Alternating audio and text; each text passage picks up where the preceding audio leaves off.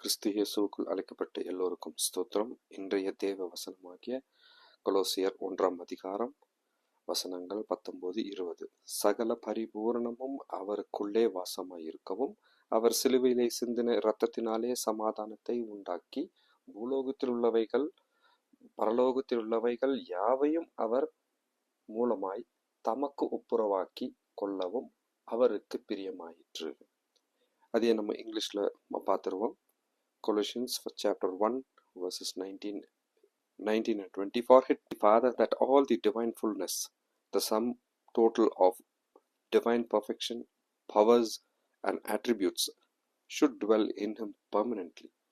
And God purposed that through, by the service, the intervention of him, the Son, all things should be completely reconciled back to himself, whether on earth or in heaven, as through him the Father made peace by means of all the blood of his cross. இதுல நம்ம பார்த்தோம்னா சகல பரிபூர்ணமும் இயேசுவுக்குள்ள வாசமாயிருக்கிறது. So இன்னைக்கு ஒரு மனிதனுக்குள்ள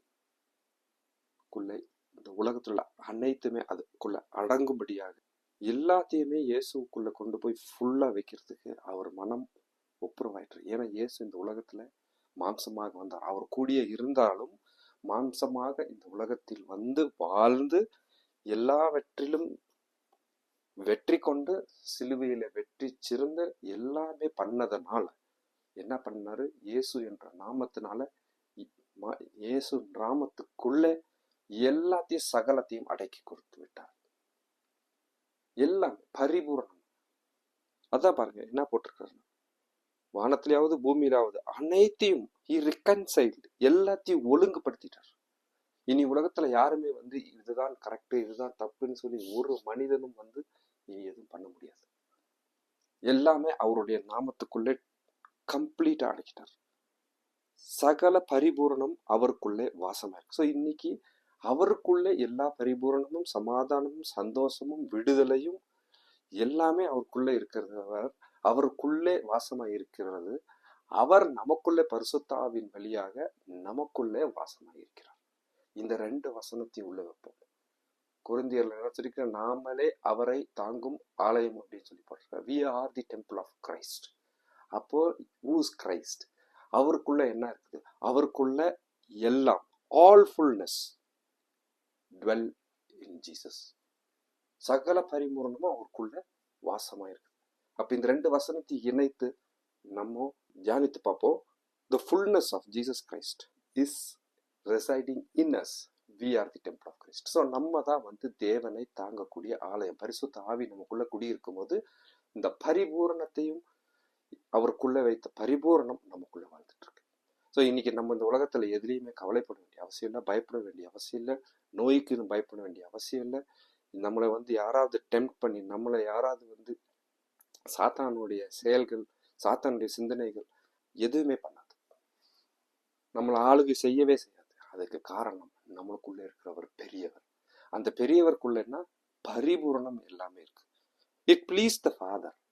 so அவர் எப்படி பிதாவிடம் சித்தத்தின்படி நடந்து எல்லாமே வெற்றி கொண்டாரோ அதனாலதான் வந்து பாத்தீங்கன்னா பிதாவுக்கு வந்து நேசகுமாரன் இயேசு மேல் உள்ளது எல்லாம் he pleased, so he gave everything to him.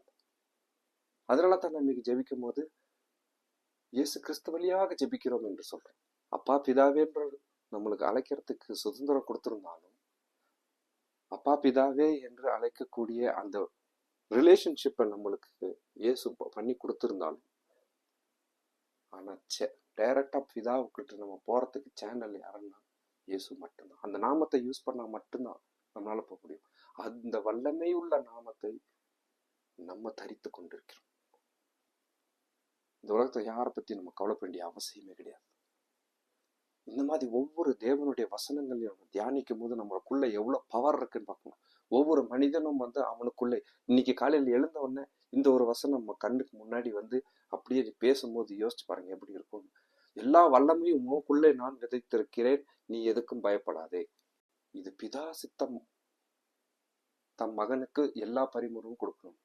இயேசுவோட சித்தம் அவரை பற்றி கொண்டு அவரோடு நடக்கக்கூடிய, அவரையே சிந்தனையாக வைத்திருக்கிறவர், அவரையே நினைத்திருக்கிறவர், அவரையே முன்னிறுத்துகிறவர்கள், அவரையே நம்பி இருக்கிறவர்களுக்கு பிதா எப்படி நேசகுமாரனுக்கு பரிபூரண அனைத்தையும் அவருக்குள்ளே இருக்க செய்தாரோ, அதே இயேசு கிறிஸ்து அவர் யாருக்குமே he was not selfish. அவருக்கு முள்ள மட்டும் வச்சுக்கல, அவர் அது அனைத்தையும் நம்மளுக்குள்ள கொடுத்துட்டாரு. அதுதான் அவரே சொல்லியிருக்காரு, பரிசுத்த ஆவியானவர் வரும்போது இதை பார்க்கிலும், அது அப்படி என்னை பார்க்கிலும், நான் செய்ததை பார்க்கிலும், நான் இதுவரை உங்கள் கண் முன்னாடி நடத்ததை பார்க்கிலும் இன்னும் மேன்மையானதை செய்ய வல்லவராய் உங்களுக்குள்ள வருவார். அப்போ இயேசு எதுவுமே பிதாவிட்டு இருந்து வந்தது எல்லாம் அவர் மட்டும் வச்சுக்கல, எல்லா பரிபூர்ணத்தையும், the perfection, every perfection required for man and humanity has been given through Jesus. இயேசு வழியாக அவர் ஃபுல்லா நமக்குள்ள கொடுத்துட்டார். இந்த வசனம் தியானிப்போம். ஒரு மனிதன் இன்னைக்கு அவன் யார் மரண படுக்கையில் இருந்திருந்தாலும் சரி, இந்த வசனம் அவங்கள தொடும். எந்த மனிதன், எந்த சிக்னஸ், என்ன டெம்டேஷன், கடன், பிள்ளைகளோட பிரச்சனைகள், பெற்றோர்கள் பிரச்சனைகள், உலகத்தின் பிரச்சனைகள், ஆபீஸ் பிரச்சனைகள், எதுவுக்குமே கவலைப்பட வேண்டியதில்லை. ஏன்னா பரிபூர விடுதலை ஆக்கக்கூடிய தேவன் நம்மளுக்குள்ள இருக்கிறார். He reconciled whatever was done in the earth and the things that is in heaven. அப்படி எல்லாமே reconcileனா கம்ப்ளீட்டா கிளீன் பண்ணி எல்லாத்தையும் டேலி பண்ணி வச்சிருக்கிற தேவன். அப்ப நம்ம எதுக்கும் கவலைப்பட வேண்டிய அவசியமே இல்லை. தேவன் அழகாக ஒரு வசனத்தை நீ கொடுத்திருக்கிறார். For it pleased the Father that in him should all fullness dwell. இன்னைக்கு இந்த வசனத்தை தியானிப்போம்.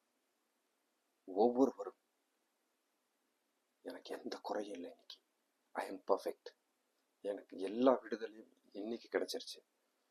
இந்த வசனத்தின் மூலியமாக பரிபூரணத்தையும் சுமந்து கொண்டு இருக்க எனக்குள்ளே வாசமா இருக்கிறார் என்று நம்புவோம், விசுவசிப்போம். அப்படி இருக்கும்போது எல்லா விடுதலையும் கிடைக்கும். ஆமென். ஹல்லேலூயா. Thank you Jesus. தகப்பனே, இன்னைக்கு நீங்க ஒரு பரிபூரணமான விடுதலை ஒவ்வொரு மனிதருக்கும் கொடுக்க போறீங்க. இதோ இந்த வசனம் வழியாப்பா, எந்த நிந்தனைகள், எந்த சோதனைகள், என்ன கஷ்டங்கள், என்ன துன்பங்கள், தகப்பனே, உன் சித்தத்தின்படி வாழக்கூடிய ஒவ்வொருவரையும், உன்னையே நம்பி இருக்கிற எல்லோரையும் தகப்பனே, இந்த நேரத்தில் இந்த வசனம் மூலியமாக நீங்க தொடுங்கப்பா. தகப்பனே, நீங்க தொடுங்க, எல்லாத்தையும் தொடுங்கப்பா. ஒரு மனிதனும் கூட வெறுமையா இருக்கக்கூடாது என்பது உங்க ஆசை. ஒரு மனிதன் கூட இந்த உலகத்துல தவறி போகக்கூடாது என்பதுதான் உங்க ஆசை. அதன்படி தகப்பனே, இதோ இந்த வசனத்தின்படி, உன் சித்தத்தின்படி அப்பா, நீர் உன் மகனுக்கு கொடுத்த முழுமை எல்லா மனிதனுக்குள்ளேயும் பரிசுத்த ஆவியின் வழியாக விதைக்கப்பட்டிருக்கிறது. அதனால தகப்பனே, இன்னைக்கு உள்ள எல்லாரும் இதன் செய்தி கேட்கிற ஒவ்வொருவரையும் நீங்க ஆசீர்வதிங்க, பலப்படுத்துங்க. இன்னைக்கு எனக்குள்ள இயேசு வாசமா இருக்கிறார், பரிபூரணத்தை சுமந்து கொண்டு இருக்கிறார், எல்லாருக்கும் விடுதலையான தேவன் எனக்குள்ள இருக்கிறார். இந்த சபைக்கு தலையாக, அதாவது மாம்சமான சபைக்கு தலைவராக இருக்கிற இயேசு எனக்குள்ள கூடியிருக்கிறார். எனக்கு இன்னும் எந்த குறையும் இல்லைன்னு ஒவ்வொரு மனிதன் இந்த வசனத்தின் மூலியமாக அறிக்கை இடும்போது எல்லாம் விடுதலை பெறணும். ஒவ்வொரு மனிதனும் சாட்சிக்குரிய பிள்ளைகளாக இருக்கணும். அப்பா, இந்த நாளை தகப்பனே நீங்க ஆசீர்வதிங்க. தகப்பனே, எல்லா நாமத்திற்கு மேலான நாமத்தை இயேசு என்ற நாமத்துல நீங்க அடக்கிட்டீங்க. அந்த நாமத்தின் வழியாக இந்த நேரத்தில் ஜெபிக்கிறோம். நீங்க ஆசீர்வதி.